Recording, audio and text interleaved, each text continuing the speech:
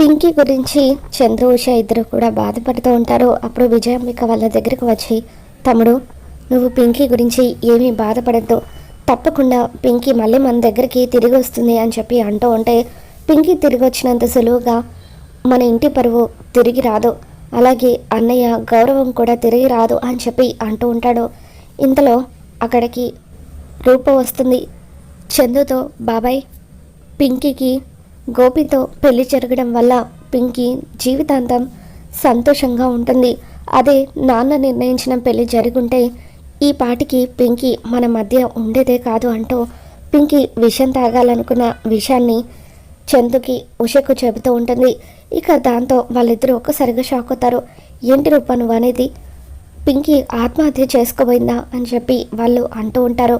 అవును పిన్ని, అవును బాబాయ్, పరువు పోయిందని ఇప్పుడు మనమంతా బాధపడచ్చు, కానీ ఒకవేళ నాన్న నిర్ణయించిన పెళ్ళి కనుక జరిగి ఉంటే పింకీయే మనకి శాశ్వతంగా దూరమై ఉండేది అని చెప్పి రూప, అందుకే ఈ పెళ్ళి జరగడమే కరెక్ట్, పరువు పైన గౌరవం పైన మళ్ళీ సంపాదించుకోవచ్చు, కానీ ప్రాణం పోతే మళ్ళీ సంపాదించుకోలేం కదా అని చెప్పి రూప అంటూ ఉంటే, అప్పుడు విజయాంబిక, నువ్వు అనేది కరెక్ట్ కాదు రూప, నా తమ్ముడు నిర్ణయించిన పెళ్లి వల్ల పింకీ ఈరోజు బాధపడచ్చు, కానీ రేపు ఆ పెళ్లి జరిగిన తర్వాత తనే అన్నీ అర్థం చేసుకుంటుంది, అన్నీ మర్చిపోయి భర్తతో తనే సంతోషంగా ఉండేది, అనవసరంగా తొందరపడి ఆ గోపికిచ్చి పింకీ పెళ్లి చేసి గొంతు కోసారు అని చెప్పి విజయాంబిక అంటూ ఉంటుంది. ఒకప్పుడు రాజుగారు కూడా నేను ఇలాగే మాటలతో మాయ చేశాడు, నమ్మించి నీ గొంతు కోసాడు, ఇప్పుడు అదే పరిస్థితి మన పింకీకి వచ్చింది అని చెప్పి విజయాంబిక అంటూ ఉంటే, అప్పుడు రాజు నేను విడిపోవడానికి ఎవరి కారణమో నాకు బాగా తెలుసత్తయ్యా అని చెప్పి రూప అంటూ ఉంటుంది. అయినా రాజు నేను శాశ్వతంగా ఏమీ విడిపోలేదు, ఖచ్చితంగా త్వరలోనే మేము మళ్ళీ కలుస్తామని చెప్పి రూప విజయాంబికకు చెప్పి అక్కడి నుండి వెళ్ళిపోతుంది. తర్వాత దీపక్ విజయాంబిక ఇద్దరు కూడా గదిలో మాట్లాడుకుంటూ ఉంటారు.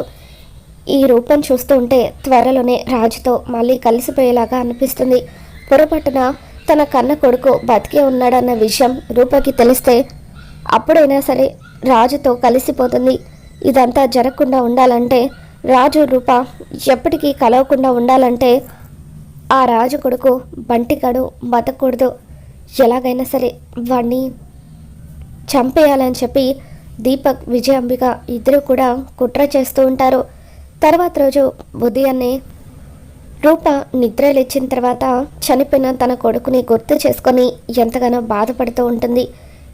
ఈరోజు నువ్వు నా కళ్ళ ముందు ఉండుంటే నా చేతులతో నిన్ను రెడీ చేసేదాన్ని, నీకు కొత్త బట్టలు వేసి ఎంతో గ్రాండ్గా నీ బర్త్డేని సెలబ్రేట్ చేసేదాన్ని, నేను రాజు ఇద్దరు కూడా అమ్మ నాన్నలుగా నిన్ను ఆశీర్వదించి నీ చేత కేక్ కట్ చేయించేవాళ్ళం అని చెప్పి రూప ఎంతగానో బాధపడుతూ ఉంటుంది.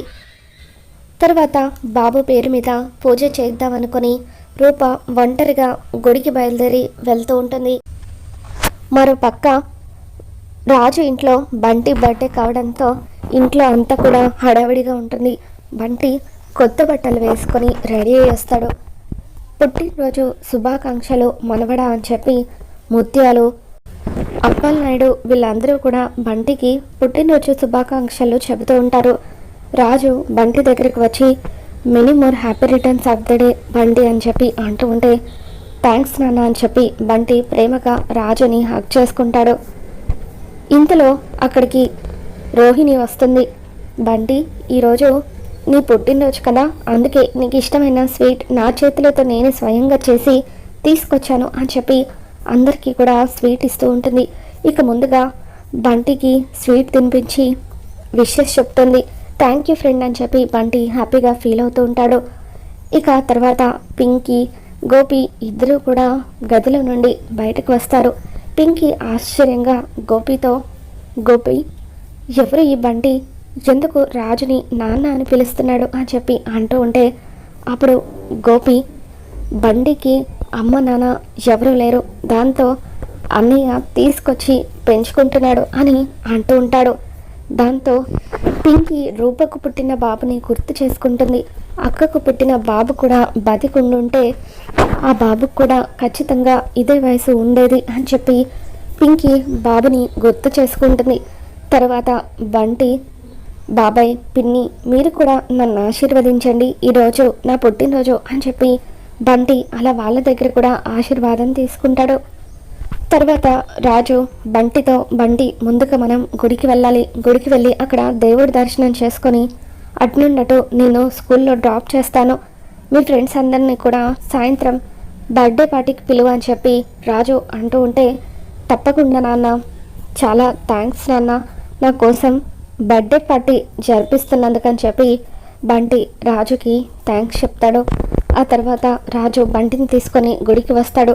అదే గుడికి రూప వచ్చి పంతులు గారితో, పంతులు గారు ఒకరి పేరు మీద అర్చన చేయాలి అని అంటూ ఉంటే, ఎవరి పేరు మీదమ్మా అని చెప్పి పంతులు గారు అడుగుతూ ఉంటారు. పేరు ఇంకా పెట్టలేదు పంతులు గారు, పేరు పెట్టకముందే నా నుండి దూరం అయిపోయాడు శాశ్వతంగా, ఇప్పుడు ఏ లోకన ఉన్నాడో కూడా తెలీదు, ఎక్కడున్నా సరే వాడి ఆత్మకు శాంతి కలగాలని పూజ జరిపించండి పంతులు గారు అని చెప్పి రూప అనగానే, మీరు వెళ్ళి ప్రదక్షిణలు చేసి రండమ్మా, నేను పూజ జరిపిస్తాను అని పంతులు గారు అంటూ ఉంటారు. ఇక అదే గుడికి విజయాంబిక, దీపక్, జీవన్ వీళ్ళు ముగ్గురు వచ్చి మాట్లాడుకుంటూ ఉంటారు. ఈరోజు రూప కొడుకు బర్త్డే, బంటి రాజు కొడుకన్న విషయం ఎట్టి పరిస్థితుల్లోనూ రూపకి తెలియకూడదు, అలా తెలియకముందే మనం ఆ బంటి గారిని కిడ్నాప్ చేసేయాలి, వాడి పుట్టినరోజు నాడే వాడిని చంపేయాలి, లేదంటే రూపకి తన కొడుకు బతికి ఉన్నాడన్న విషయం తెలిసిపోతుందని చెప్పి విజయాంబిక దీపక్ వాళ్ళతో అంటూ ఉంటే, చాటుగా ఉండి రూప తన కొడుకు బతికి ఉన్నాడన్న మాటలు వినేస్తుంది. నా కొడుకు బతికి ఉన్నాడా అని చెప్పి రూప ఎంతగానో బాధపడుతూ ఉంటుంది. అప్పుడు విజయాంబిక, దీపక్ వీళ్ళంతా కూడా అలా రూప కొడుకు మీద కుట్ర చేస్తున్నారన్న విషయం రూపకి తెలిసిపోతుంది. అంటే నా కొడుకు ఎక్కడున్నాడో కూడా వీళ్ళకు తెలుసు అన్నమాట అని చెప్పి రూప అలా వాళ్ళను ఫాలో అవ్వడానికి వెళ్ళబోతూ ఉంటే, ఇంతలో ఫ్రెండ్ అంటూ బంటి అక్కడికి వస్తాడు. ఇక బంటిని చూడగానే రూప, బంటి నువ్వా అని చెప్పి మాట్లాడుతూ ఉంటుంది. ఫ్రెండ్, ఈరోజు నా బర్త్డే అని బంటి అంటూ ఉంటే, many more happy returns of the day Bunty అని చెప్పి రూప అంటూ ఉంటుంది. ఫ్రెండ్, ఈరోజు సాయంత్రం మా నాన్న నా కోసం బర్త్డే పార్టీని ఏర్పాటు చేశాడు, నువ్వు తప్పకుండా రావాలి అని బంటి అంటూ ఉంటే, సరే బంటి, తప్పకుండా వస్తాను, నాకు అర్జెంట్ పనుంది, నేను ఇప్పుడే వస్తాను అని చెప్పి రూప విజయాంబిక వాళ్ళను ఫాలో అవ్వడం కోసం అని చెప్పి అక్కడి నుండి వచ్చేస్తుంది. ఇక తను వచ్చేసేసరికి విజయాంబిక వాళ్ళు అక్కడి నుండి వెళ్ళిపోతారు. ఇప్పుడు అత్తయ్యని నా కొడుకు గురించి నిలదీసిన ఏదో ఒక అబద్ధం చెప్పి ఖచ్చితంగా కవర్ చేస్తుంది.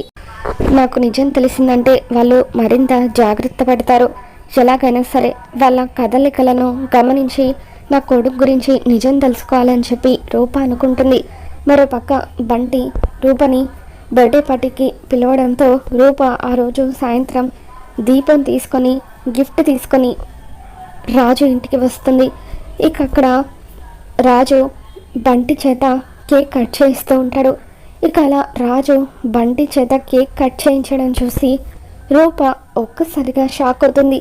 బంటి రాజు కొడుకన్న విషయం రూప తెలుసుకుంటుంది. బర్త్డే పార్టీ అయిపోయి అందరూ అక్కడి నుండి వెళ్ళిపోయిన తర్వాత, నీతో నేను మాట్లాడాలి రాజు అని చెప్పి రూప రాజుని పక్కకు తీసుకొని వెళ్తుంది. బంటి మన కన్న కొడుకు కదా రాజు అని చెప్పి రూప రాజుని నిలదీస్తూ ఉంటే రాజు ఏం మాట్లాడకుండా మౌనంగా ఉండిపోతాడు.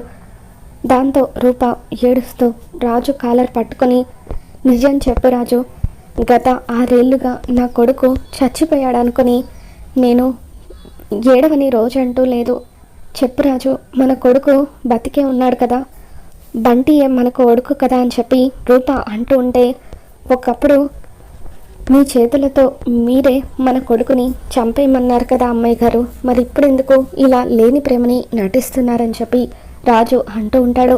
దాంతో రూప ఒక్కసారిగా కుప్పకూలి ఏడుస్తూ, ఏం మాట్లాడుతున్నావు రాజు నువ్వు, మన కొడుకుని నేను చంపేయమనడం ఏంటి అని చెప్పి, పుట్టగానే హార్ట్ బీట్ లేదని, బాబు చనిపోయాడని డాక్టర్ చెప్పారంటూ ఇక రూప ఆ రోజు జరిగిన విషయాన్ని రాజుకి వివరిస్తూ ఉంటుంది.